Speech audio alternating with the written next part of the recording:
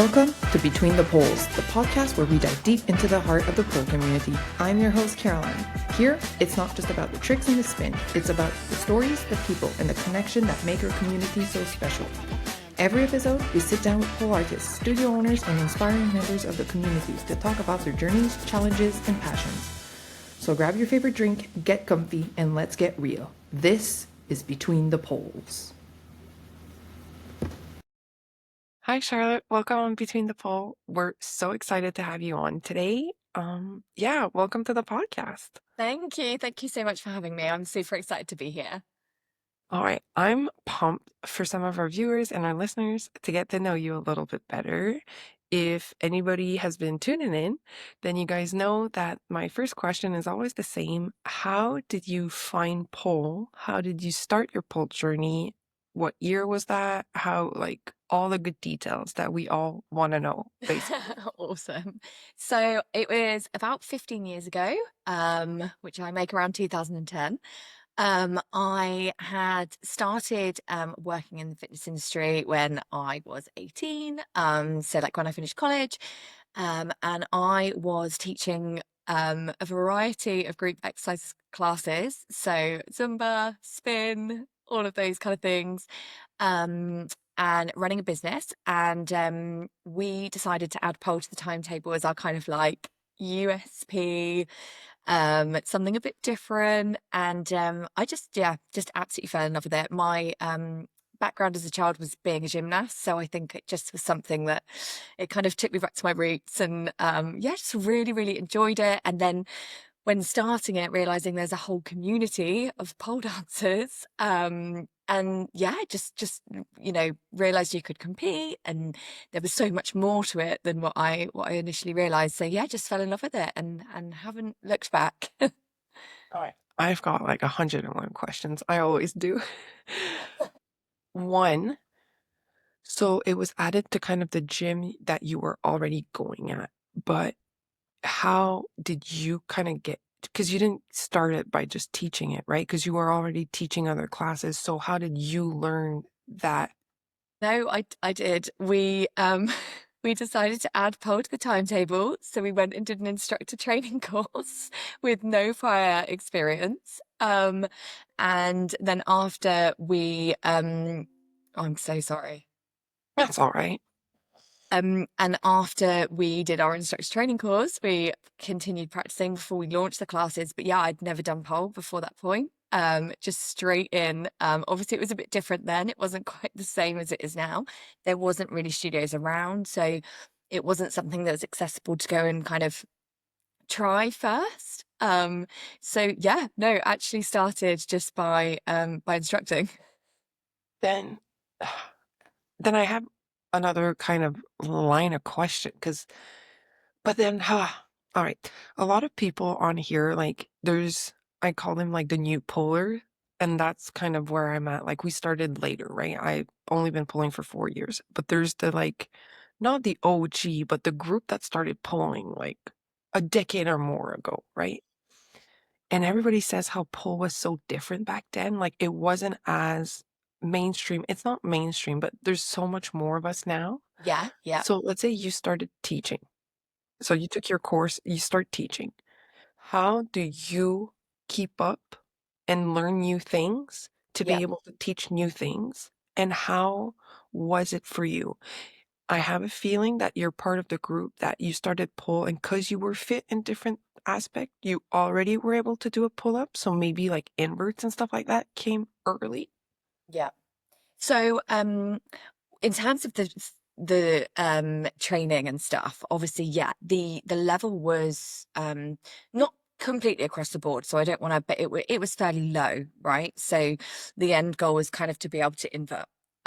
So the training course, and we had a pole up in my business partner's garage. So that's where we'd go and we'd watch YouTube and try and learn some things from that in the garage.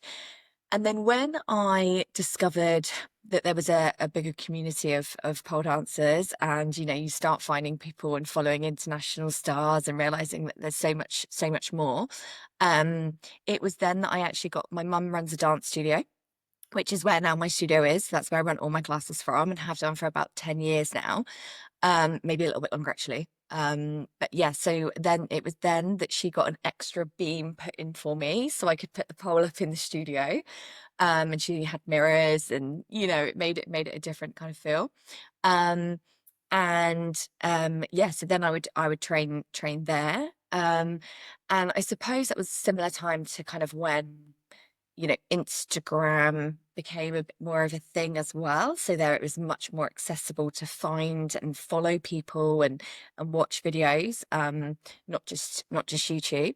And again, it was around a similar kind of time where I, like I say, kind of realized, not close by, but there was a studio um about 45 minutes away from me, which had a bit more of a bit more of the community again, really. So then I'd travel there once a week to go and do open practice there and meet some more people. And that's when the competition thing kind of came into play, and I realized it was something maybe that I would like to do. So yeah, it was a real journey. And not one that you'd go on now, I don't think. And my advice, obviously, you've just said about having the newer polars. Obviously, you would go and do pole, and you would see that you liked it, and learn from someone who's been doing it maybe a little while. And it would be at that point maybe you'd think about starting teaching it. But we looked at it purely because I realize this makes me probably sound awful, but we looked at it so much more as a fitness-based class when we did it. It, like I say, we had Zumba, we had spin, we had aerobics, and then it was like, oh, and pole. Like that was just on the timetable. We had no idea that it was, so much more than kind of like a dance workout. I like though that you say that because once again, right? I feel as a pole community, we're really inclusive. And we have to be inclusive of people who started pole more for the fitness aspect. We all have different backgrounds and we all come to pole for this different reason. I came to pole for the fitness as well, right? Like I was pregnant when I started. My doctor was just like, you got to start moving. You got to start like lifting body weight. And then pole has just become that sport for me. And Yeah. that's all right. And I love that you're just honest about it. You're like, this is how I started. And it doesn't mean like that's how everybody starts, but that's all right. Yeah. And then I feel like I don't feel people could do this nowadays, like, just, like, take a course and start teaching. Because a lot of people that've been polling for, like I said, like, a decade or more said that they've seen such a shift and such, like, a progress, and they're saying, like, back then, an Aisha was, like, a showstopper. It was, like, a move of, like, wow. People aspired, like, at the end to be able to do, like, an invert, and then the big goal was, like, "Oh, at some point in my lifetime, I'm gonna be able to invert."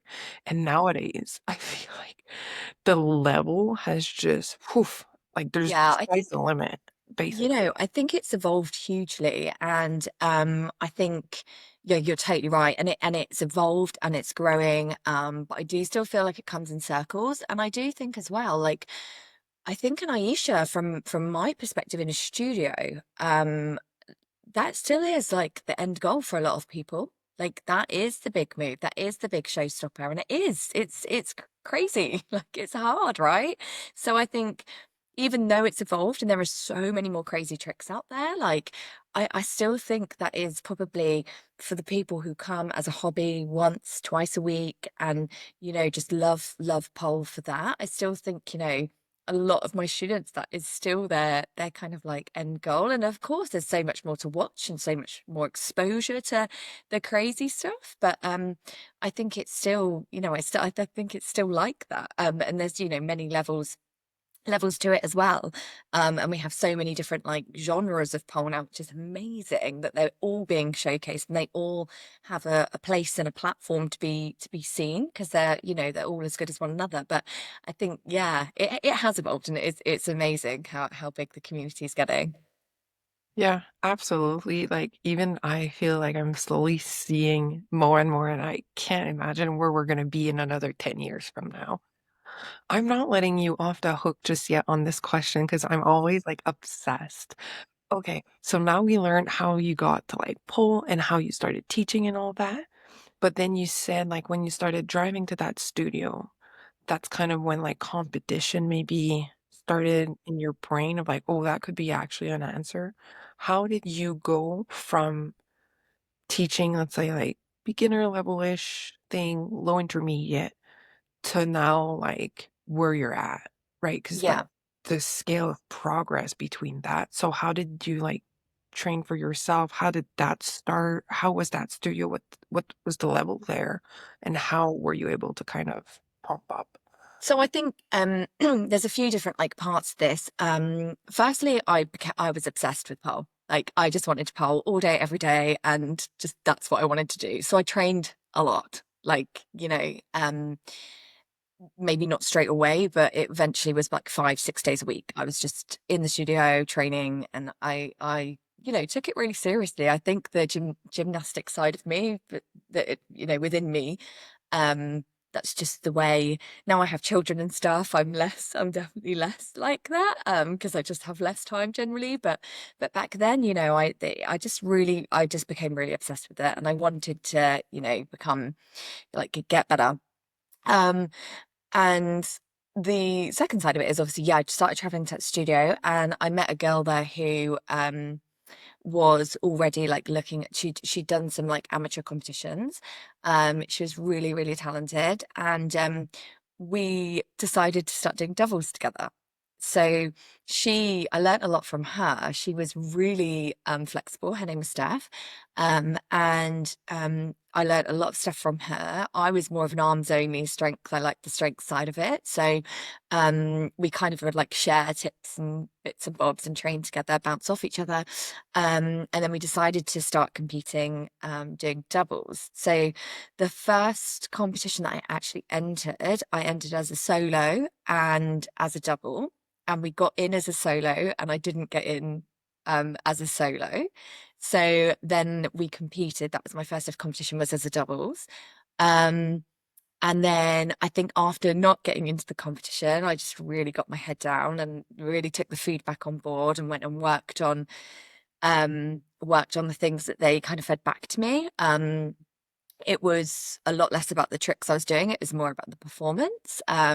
Because it was always a video entry back then as well. So you would, and because I hadn't competed already, I had no previous videos. So just went and really like got my head down. And then the second competition I entered was Miss Pole Dance UK, which is obviously completely, the first one was an amateur competition, and then the next one was Miss Pole Dance UK, and I did get into that. So my first ever solo was Miss Pole Dance, and we did doubles and solos at that. How did you learn doubles? Because correct me if I'm wrong, right? Like I said, I've only been pulling for like about 4 years. And the information I'm getting from a lot of people is that during the pandemic, the availability of online tutorial just skyrocketed, right? So I can just Google any trick just on Instagram and everything's there. And there's probably somebody breaking it down for me. So I can just learn everything basically that I would want. And if I need a spot or whatever, that's fine, right? Then whatever. But back then, uh, like pole was not as mainstream, and then I have a feeling that pole double was even more kind of niche. How did you guys start like training that? How did you build that routine? So I think again, few different things. So the studio was owned by Kate Edwards, and she did doubles with Bendy Kate. So that was that, like they did that. So there was a little bit more kind of exposure to the double side of thing at that studio in particular anyway. Um, And honestly, like, I think the other side of it is it was just a lot of maths and a lot of, okay, well, this is what the top person's got to do. Who's better at that? And like the base has got to do. And one of us would try it. And oh, yeah, okay, I feel pretty good. Now, can you hang off of me? Okay, now you can hang off of me. Can you do anything else from there? And it was very much like, exploring it, I suppose. There was doubles though. There were doubles out there, like I say, and there was also the rise in the pole sport side of things, which you would see things within that, like this is the base, and like or variations of what the base can do and stuff. So there was the rise of that. Probably to be fair, that was probably a little bit later, but I think there was still. It's hard to imagine it without Instagram, right? Like that, you couldn't just go on Instagram and go, "Oh, I saw this really cool trick. Like, let's try that." but it was still there. Like, and you went to a lot more events. I think I would say people attended more in-person events, obviously, then, because it wasn't as accessible. So you'd go and watch the competitions, you'd see what other people have done. You might, you know, then go and find their video afterwards to see if you could watch back that routine, and because they did something cool and you remember they did something cool. So it was still accessible, but it just took longer. And probably a lot more fails because there wasn't, like you say, the tutorials, there wasn't the actual, information of how to do it well and how to do it safely, and, you know, like do this in 5 steps. It was like do it in 25 steps and see where you ended up. So yeah, it was different, but it was still there. It's still available. I mean, the thing with pole, I think, is it's it's so inspiring. People are so inspiring, aren't they? And whether now you see that on Instagram or whether you see it on TikTok, I mean, I'm not really on TikTok too much, but on TikTok or wherever people are looking, like it's it's still there. It was just a bit more kind of it was less easy to find, but you could find it if you were looking. Alright, yeah, I just it blows my mind, right? Because yeah, I came into the sport when everything was just online, like and then a lot of studios, a lot of instructors, like yeah, I started like, it was the pandemic, so I was able to go for, like, an intro class at the studio, and then after that, that studio was offering online classes because we couldn't go anymore, right? So then I could take classes from my own home, I could tutorials, this and that, and then that has been there ever since. Because a lot of those studio still offer, Yeah. like, some online, right? Because they wanna be able to stay in business. Because let's also remember that they're business owners, like, they have Yeah. to stay in business, they have to offer a service that would make sense, so there's still a lot of availability, and I see kind of a rise as well of, like, online platforms, and then we'll kind of get to it too, because you also have an offering, and I wanna be able to talk about that. But yeah, the rise of online platforms where if I wanna learn something, I can. Like, there's enough info out there for me to be like, "Oh, who do I wanna take it with? Who has this?" Like, everybody offers kind of a little something different, a little variation depending on who you are and what your background is, right? So I can't imagine being like, "I wanna learn this, and I'm gonna build a whole routine, but I'm gonna just trial and error." Yeah, Like, it was. It was so like that. It is mad to think about it now, but I think that's sometimes where some of the beauty of it has obviously come from as well. And because now a lot of the things that you see, and this isn't a bad thing either, by the way, but people are just, including myself, hopping on Instagram, seeing something they like and going, "Oh yeah, I'm gonna do that, and I'm gonna film it, and I'm gonna post it." And so there's a lot of the same out there. Um, and as we know from social media, it's very difficult to kind of post something and it to get noticed sometimes now. There's a lot of work that goes, it's a whole nother job, social media. So I think that's the other thing. There could be other creative stuff out there, but it's just not getting the exposure because of the algorithm and everything else. So it's yeah, it's it is interesting. I mean, I can't imagine what I would have done if I came into it like when it was all online. I think I'd have just been polling like 24 hours a day. I also like that that's where I see, like, the difference, right, in, like, level, and I say this with, like, a nice heart. I'm an average polar, like, I'm not a great, amazing I love pole because it makes my body move in a way that feels nice for me, and it changed my life mentally and physically. That's why I pole, but I'm not by no mean, like, an advanced, crazy polar. And then you say, "Yeah, I just see things online. I try it and I post it." I see things online and I'm like, "I could do that," and then immediately gets humbled. And I'm like, "How do people make this look nice, cute, smooth, flex?" I'm like, "There's no way." And there's so many videos of me, and then my students and I, like, we laugh at the studio, right? Like, and we're like, "There's no way I'm letting this hand go. This is carrying me. How are people just letting that go?" And I love that you're like, "Oh, yeah, just see it online, give it a shot, and then post it." Always, not always. Obviously, there is. I mean, I trained this morning and it was an absolute disaster. So, so don't worry, it's not always like that. But But yeah, I love that because 'cause I'm like, "But that too," and then I'm not sure how you feel about it, but so many of us, because I own a pole studio and I teach mainly like intermediate and then beginners, and then I take advanced classes, right? And then so many of us laugh because I'm like, when I'm a student, I want to be given a hard time. I want to struggle. I want it to be a challenge. Because then when you finally get that move, the pure joy Yeah. of like achieving something, and I think for me at least, I think that's why I keep coming back to pole. 'Cause I'm not like, "Okay, today I'm going out there to do an hour of fitness." No, no, I'm like, "Today is the day that I'm gonna get a little bit better on this thing, and I wanna try this move that I saw, or maybe I wanna learn a new transition or a new entry or a new exit." So my brain keeps focusing on, like, a move I want or a transition or, like, maybe today's the day where like, okay, no micro bends today. Today is the day I'm just focusing on like full extension, right? And range of movement. And that's really what kept me going. And then I love asking people because you're in a over a decade long love of pole.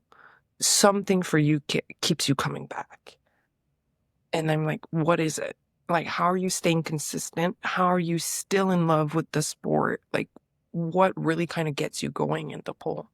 Yeah, so I think a lot of what you've just said, I mean, there's so many things that are included in pole. So it's not just nailing a trick. Then you could just improve your strength, or you could actually go back and do something you've done 20 times and just make it look really, really good. Or, you know, you like a flexibility we know is such a journey. So that can take, time to get something. So the motivation of the small progression along the way, I think there's so much more to it. I think one of the things that I really do love about it is it celebrates what you can do, not anything to do with your aesthetic appearance or anything like that. It's purely to do with what your body can do and how far can you push it, and can you do it better than last week? Or for me as well, I think um a blessing, and well, it is obviously a huge blessing, but having my two boys. So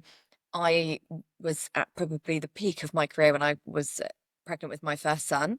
And so that was a whole nother experience, being pregnant polling, then being postnatal polling, coming back to pole, realizing, you can't do some of the things you could do before. So the motivation's back because you've got that goal again. And it was actually not even about doing new things. It was just like, I want to get back to where I was. And then the same again, 3.5 years later, then had my second son. So then you go through that whole journey again. And I had a very, very different experience, very different pregnancy, very different birth, different recovery. Um, so then that's a whole nother motivation there, because you're just kind of back to not square one, but you're taken back, and there's something to work towards. So for me, there's been that constant challenge.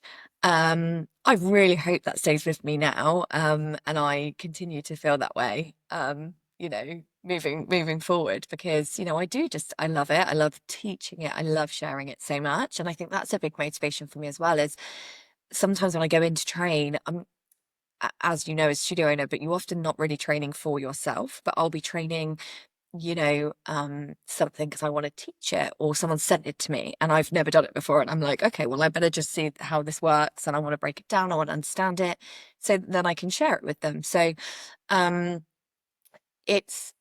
that keeps me motivated. It's hard to be motivated all the time though, especially when it's not going quite as planned.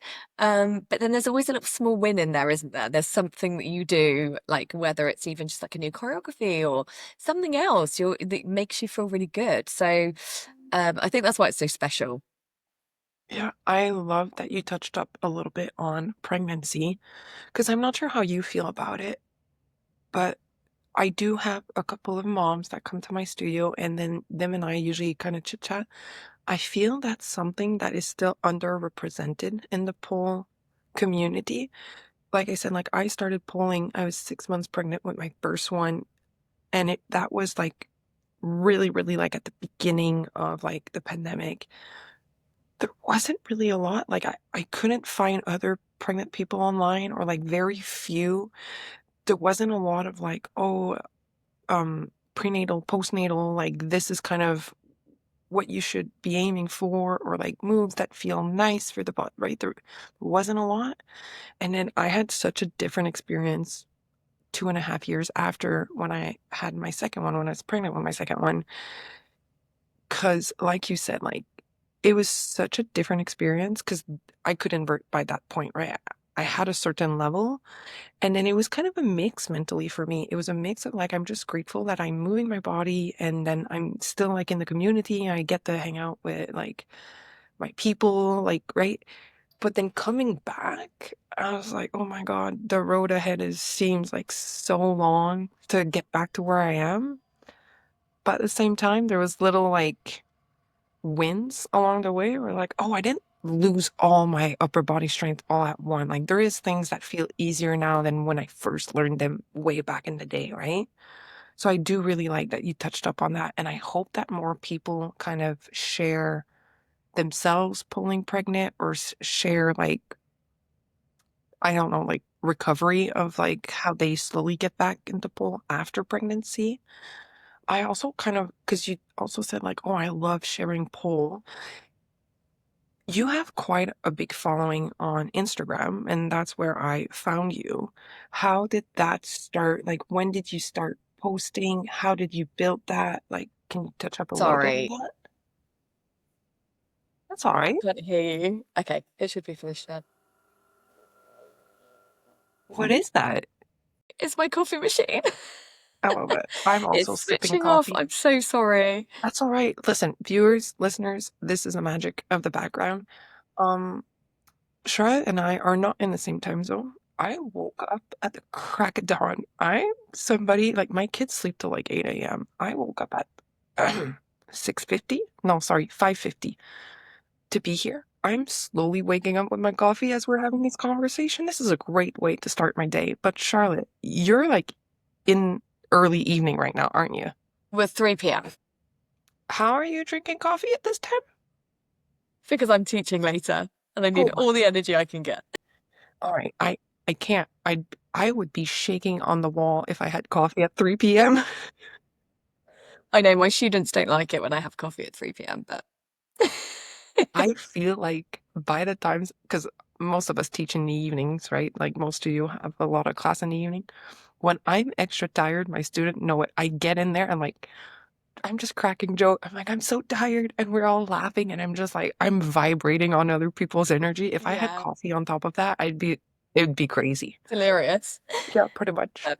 No, Absolutely. Scarlett, I wanted to touch, I said like you have quite a following on Instagram because you were sharing that you really enjoy sharing pole and like teaching pole and all that.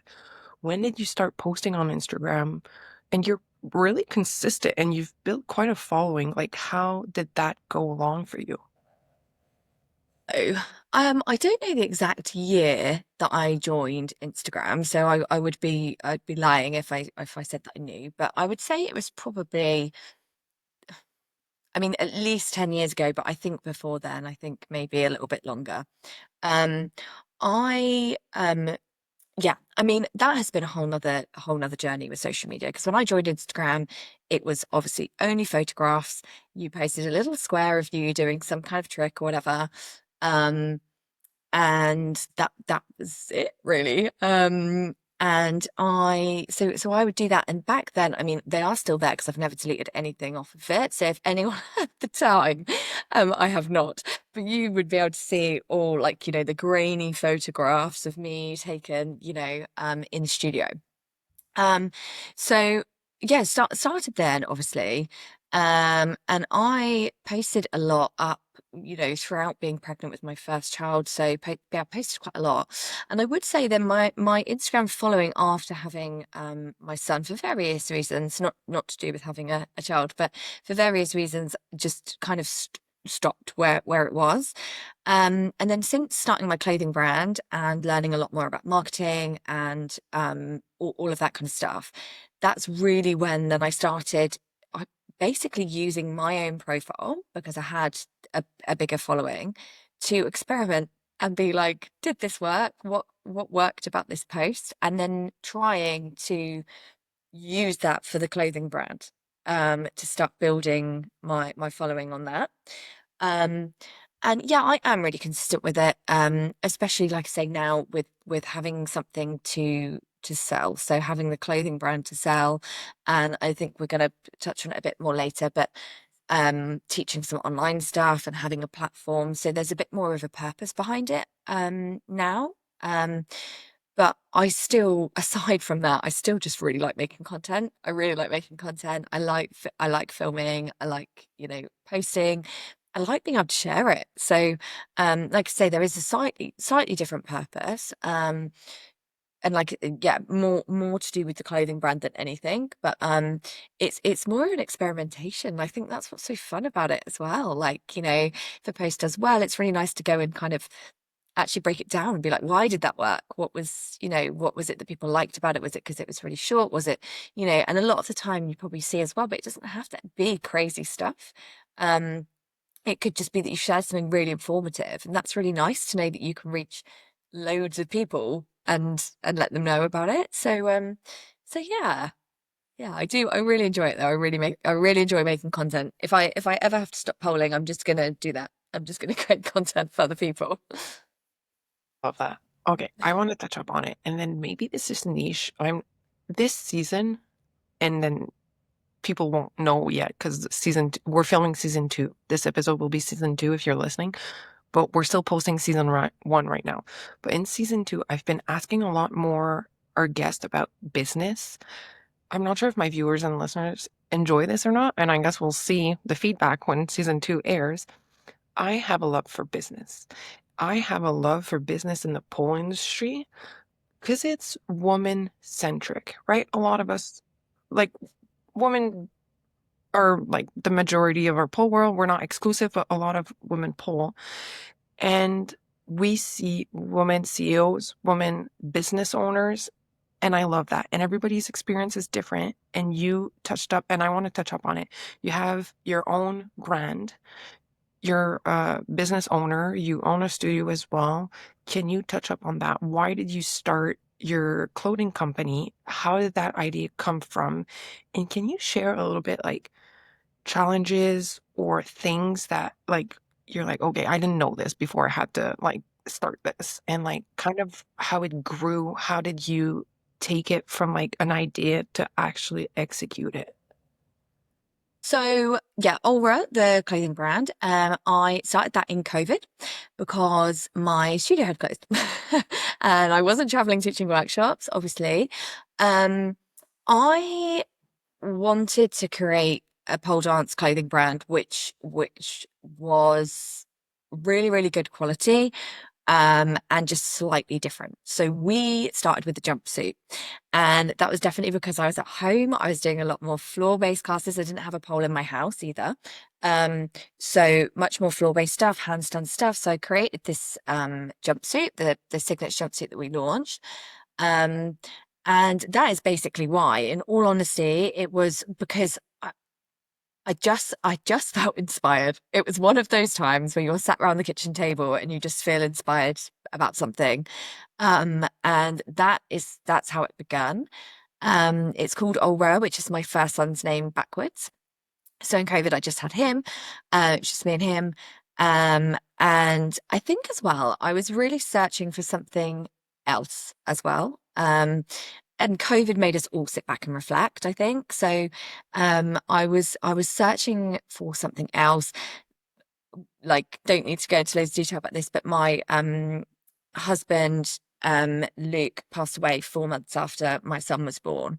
So I think as well, I was in a period of my life where the grief was heavy, pushed to kind of sit and reflect in COVID, and just decided that yeah, I wanted something else. I wanted something else, and that's where it came from. And I just got inspired, called it Aura, which was obviously a lot to do with Arlo, and also something for them, like you say, as a woman. But I wanna work hard, and I wanna be, feel really proud of what I've done. I want my children to look and be like proud as well. So a lot of what you do is for them, right? So I want them to be inspired to know you can do whatever you want to do. You can make it work. So I started in COVID with one item.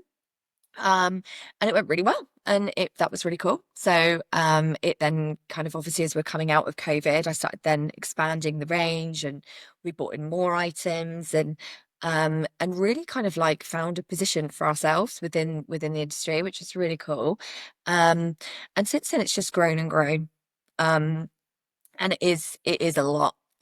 It's the things like you say, what I wish I'd known or maybe didn't know, but retail is hard. It is so hard. It is such a hustle. And I mean, I love that though, because I just thrive off pressure.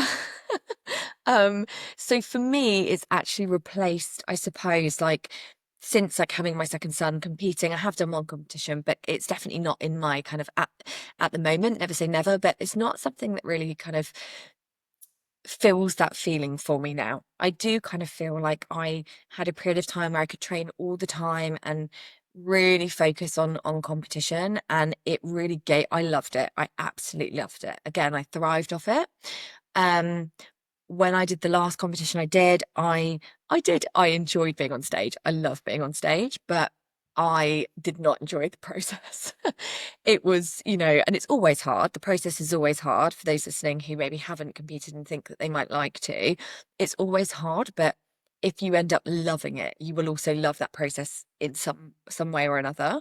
And I would say last time, I think it just wasn't quite the same. I felt like I just didn't have the time, and I couldn't make pockets of time because I have a family and they are priority. Um, and so, whereas Aura now, I know it sounds like so different, but the pressure of that and the retail and the challenges, like I didn't know much about marketing before. I, knew bits and bobs about running a business because I had a studio, but running a studio is very different from, selling items of clothing, ultimately through marketing it and building your customer base. And I really enjoy learning about that. It's really challenged me. Um, in a completely different way. And in terms of, like I said, my family life, I can actually fit that in within my family life. I can do the school runs, I can pick my children up, I can, take days off. Like obviously we know that's quite hard when you're self-employed, but you can make it work a little bit easier.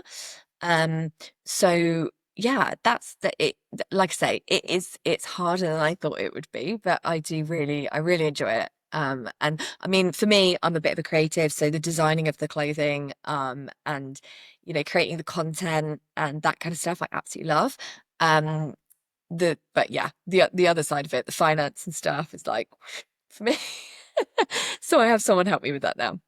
And see, I'm on the other side of that because I'm not somebody who's creative. I don't enjoy like coming up with like anything like, but I'm doing my business master. I'm almost done now. I enjoy numbers. I Yeah, enjoy statistics. I yeah, enjoy I like doing the schedule for my studio. I'm like, all yeah, right, this and that and this and that. And then when it comes to having like creative ideas for like content for the studio or just like fun, different, that's not where I shine. That's not what I like. But I do agree with you. Like I've started this podcast because this fits in my family life way easier. Because right now I'm filming from my house as my kids are sleeping, right? I don't have to physically go out. Um, emails, all that I can answer like during nap time and bedtime and like stuff like that. So I find that a little bit easier as well. Um, okay, maybe this is a stupid question, but how do you go from having the idea for like your bodysuit? By the way, amazing. I have a teacher who is obsessed with it, and I feel like I see everybody and their mom with it. And then I'm kind of convinced to try. I've never bought anything like grippy, and now I'm like, I want to try it. It looks amazing. And my teacher is really selling it. We're all just like obsessed. And maybe a couple of us have tried it on and it fits different body type really well as well. How okay, so you're like, okay, here's like me designing in my kitchen. Like this is kind of the idea I have and I would want it to look like this. Where do you take that sketch? Like how do you find like fabric? Where do you get it done? Like, do you know what I mean? I'm sorry, I've never done a clothing line. I have no idea. And I feel like maybe some of our viewers and listeners would be interested in like, how the heck do you make that happen? Yeah, so I actually had before Aura, had a little merchandise kind of business that I started, and well, I say no, it was a little bit of a merchandise business, but it was also I had an online flexibility program. So this is before people really online, but I had this online flexibility program, and that had a small side range of, like, resistance bands, and had like some vest tops and just, basic bits. And this is another thing I think when I said about the quality as well, um that was because when I had that was from suppliers, but it wasn't, I never focused on the fabric. It was like, I just need a vest because I wanted to print live love bend on it, or that kind of thing. So that's why that was like a big factor for me when I started again. I was like, I want it to be like really premium. I want it to be really good. I want people to buy that jumpsuit and in 5 years' time, 10 years' time, still have that jumpsuit, So that was really important for me. So I already had kind of dived into that world a little bit of like finding suppliers and stuff. So I was actually really lucky. I went in search of a supplier. I gave them the brief overview of what it was I wanted, and I got the sample, and it was like almost perfect. So it was very easy. It's not always like that. And we've used numerous suppliers now for other parts. So we don't only use one supplier for like just all of our products. Depends on what we want, what we need. Um, but we were just really lucky that time, because it can take time, because you get something and you're like, oh, absolutely not, or they just haven't quite got like the idea, or um and obviously it costs a lot of money to get your samples, and then if you have to tweak them, then that costs more money to tweak them. So it can be quite expensive as well if you have to keep going backwards and forth. So yeah, we were just, like I say, it was just the kind of luck really that we found one that was really good. And we're still working with them today. And yeah, just and they've, like, as we've changed things or upgraded things or whatever, they've been able to work with us really well on that. So yeah, it sounds, yeah, mad, but it is just that simple. You look for a supplier, you find a good one, and get samples, get as many samples as possible, because it will really help you with your process. I love that, and I love how transparent you are about the process as well, right? Because yeah, I don't know. I feel like a lot of students, a lot of listeners are just curious of like how are the brands we're seeing now, how did that happen? How are these people so strong and like doing these crazy trick? And a lot of the time, like it's because you get to know on this podcast, yeah, they've been doing this for like a decade, 2 decade, right? Social media is really good at showing us the final product. Like I said, like I see everybody with your bodysuit. So you're doing an amazing job at like marketing it. But I'm like, bodysuit started somewhere, right? Like it's an idea and then it's a process to bring it there. And I love that you can share on like how that happened. Yeah. You're really good, or I feel social media tells me you're really good at like building businesses because you have your clothing line, but your name as a polar is also a brand, right? Because like you said earlier in the conversation, you teach workshops and all of that. Can you touch up a little bit on that? Yeah, so in terms of me, obviously, yes, I've been teaching workshops for a really long time. Back when I started teaching workshops, it was a lot based on kind of your competition profile. That was kind of how it went. So because, as we've spoken about, that was your exposure at that point. So if you won a competition, or you placed, or whatever, that was how your name got out there. So I started teaching workshops, like, yeah, probably about 10 years ago. And just have on and off continued depending on pregnancies and children and life. But it's definitely, over the last few years, I've kind of been able to dive a bit more back into it because the children are slightly older, so it's slightly easier to go and and do that. Um, so yeah, and I absolutely love that part of what I do, because you get to meet so many people. Obviously you get to travel sometimes as well, so that's amazing, and just lovely opportunities. And yeah, that's super fun. So yeah, teach the workshops, and then I have recently started a Patreon platform. And again, it was a bit more of like, I'm teaching all these things, or I've got all this stuff that I want to share. So initially it was more I didn't really know I was going to go with it, but I was just kind of like, I'm just going to get it all filmed and put it into all one place. Like I just liked the idea of it all being there. Um, Off the back of that, what's happened more in the last kind of like 3 months, 4 months, I've started running like online workshops, which are a bit more specific. So they're like, for example, last week I ran a Phoenix 101 workshop where I could just like dive into that one trick, share as much as possible, surrounding that. So we go into strength and conditioning off the pole for it, strength and conditioning on the pole for it, and then like all my technique tips and tricks and stuff to help people get there.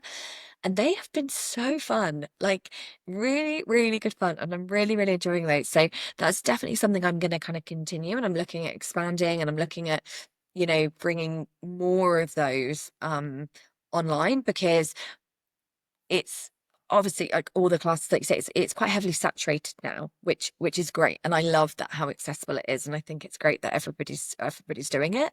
But I wanted to kind of try and do something a little bit different.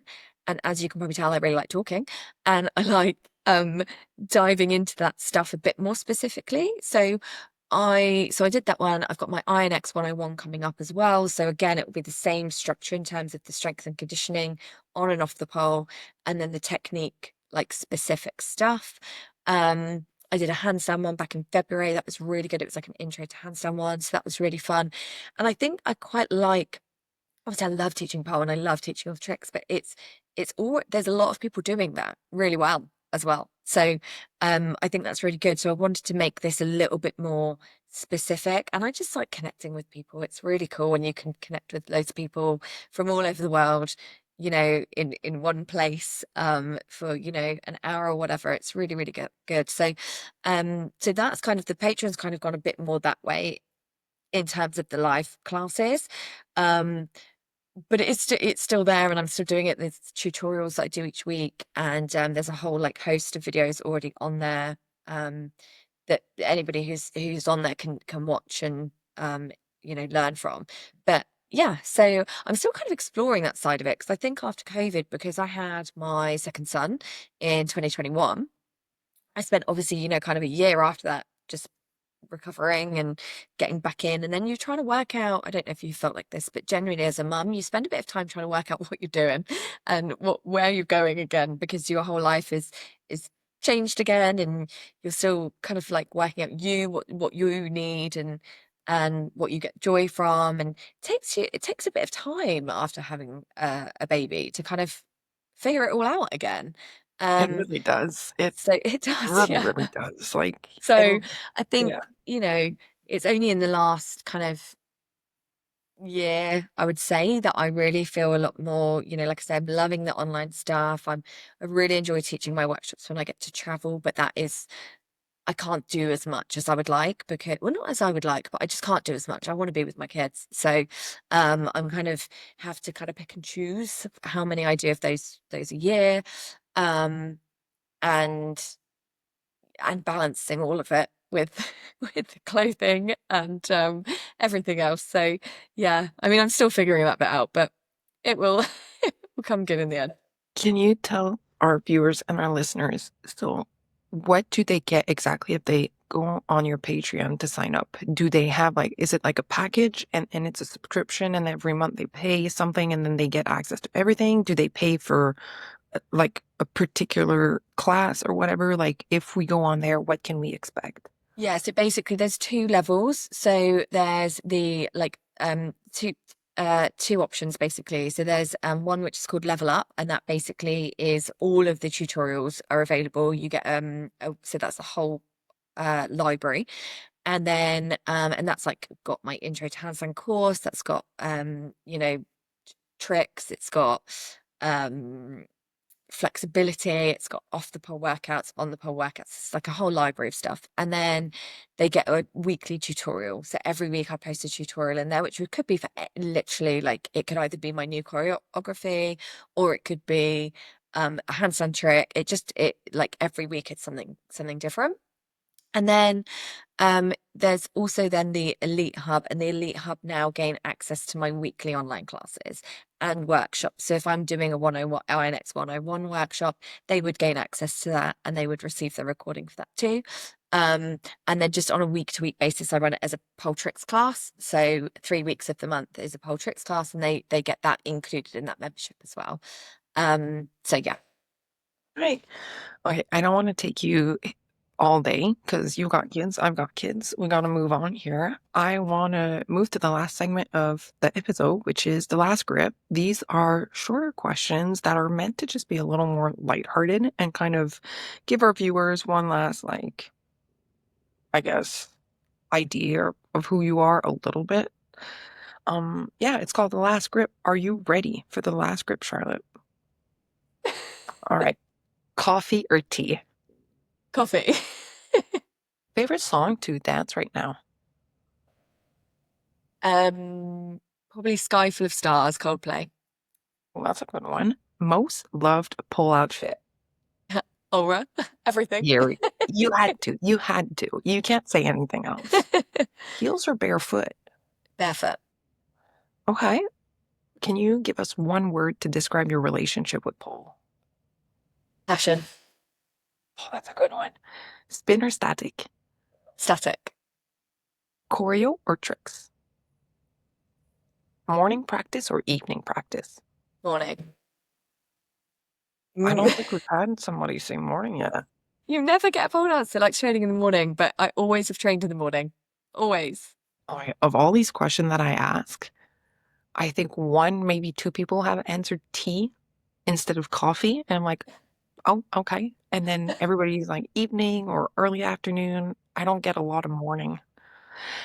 Love or hate of conditioning? Okay. Can you tell us two or three people that we should follow, that you enjoy following, that we should kind of be aware of? Oh my goodness, that's a tricky one. Obviously, I have to kind of promo my Aura Dream Team. So Caitlin Searle, Becky Dunn, Gracie Expo, Jen, Phoebes, they're all on there. But you should follow all of them because they're amazing. And I can say this because this episode will come after, but Becky is in season 2. Such a treat to have her on. So fun. I watch all her videos as well. Once again, like, she's rocking your bodysuit, and I'm like, I want that. Yeah. I really do. It looks I'll amazing. hook you up. Don't worry. We'll sort you out. She looks amazing in it. But that's what I mean. Like, I feel like a lot of people that I personally follow, I've seen them in the bodysuit, and then when my teacher got it, I was like, okay, sold. I need one. Can you tell us your nemesis move or like family a move? I don't know if I have an answer for that really. Like one that I hate or one that I just find hard. What do you hate?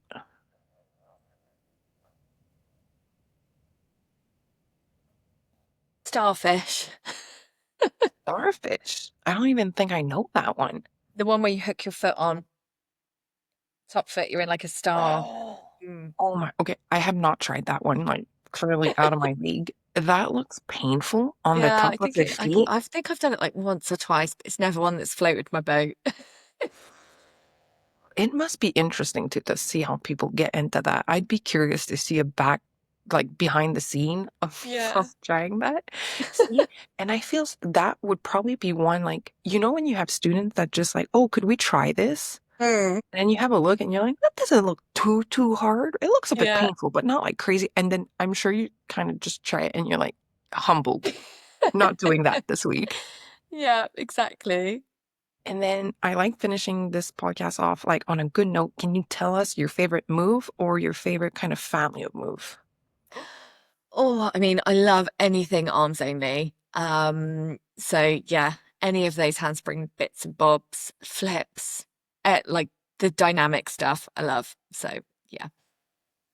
All right. Well, that was it for today. Thank you so much for being on. I hope our viewers and our listeners love this episode as much as I do. I will put Charlotte's Instagram handle in the caption, so make sure you give her a follow. I will also put Aura in there, so you guys can find all of that super easy. And yeah, I'll see you guys on next week's episode. Thank you so much, Charlotte. Thank you. Thank you so much for tuning in to Between the Poles. If you enjoyed this episode, don't forget to subscribe, leave a review, and share it with your friends. Stay connected with us on social media, and we'll see you next time right here between the poles.